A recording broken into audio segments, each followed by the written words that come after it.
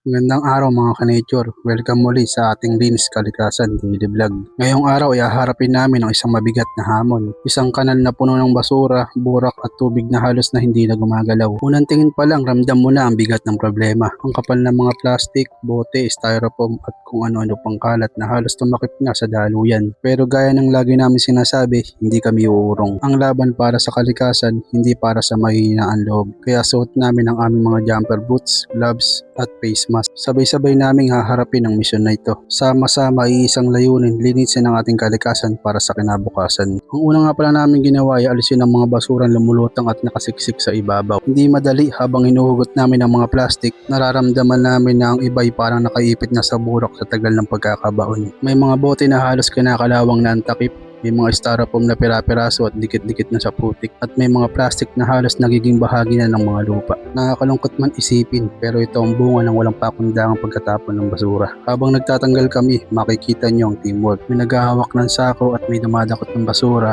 at may naghahawa ng damo. Sa bawat sabay-sabay na kilos, nararamdaman namin na gumagaan ang trabaho. Makalipas nga lang ng ilang minuto ay dito na nagsisimula ang mas mahirap na bahagi. Hindi lang ito basta pagkuha ng kalat sa ibabaw. Kailangan naming hukayin ang mga nakabaon na basura sa ilalim ng maitim na tubig. Habang hinuhugot namin ang mga kalat sa ilalim, sumasabay ang mabahong amoy na halos hindi na kaya ng face mask. Pero siyempre, hindi kami sumusuko. Sa bawat paghila ng putik at basura nakaipit, alam naming lumalapit kami sa pagbabago. Kitang-kita nyo na unti-unti nagbabago ang itsura ng kanal. Ang dating nakabara, nagkakaroon na ng daan. Ang tubig na dati ay nakatigil, unti-unti nang kumikilos. At dito pa lang ramdam na namin, worth it lahat ng pagod. Mga ka-nature, naalala niyo pa ba nung umpisa? Yung kanal na puno ng basura, halos hindi na gumagalaw ang tubig. Ngayon, makikita na natin ang malinaw na pagbabago. Unti-unti nang umaagos ang tubig, malaya na siyang dumadaloy. At dito namin naisip, parang buhay din ng tao. Kapag barado ng problema, kapag tambak ng maling gawain, hindi ka makakausad. Pero kapag natuto tayong alisin ang dumi, natuto tayong magbago at magsimula muli. Doon nagsisimula ang tunay na agos ng buhay. Mga ka-nature, sana magsilbing paalala to. Ang kalikasan ay buhay. Kapag inalagaan natin ito, babalik sa atin ang ginhawa. At kapag naman pinabayaan natin,